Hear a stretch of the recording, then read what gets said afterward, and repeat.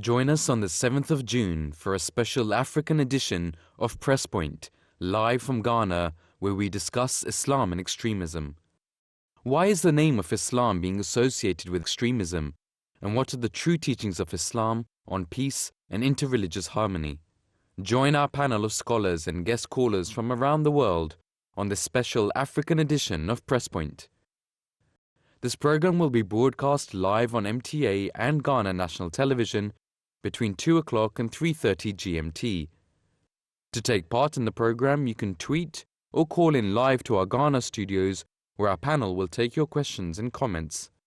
Don't miss this special African edition of Press Point on the 7th of June 2014 at 2 o'clock GMT. To take part, you can call, tweet, or SMS on the following details.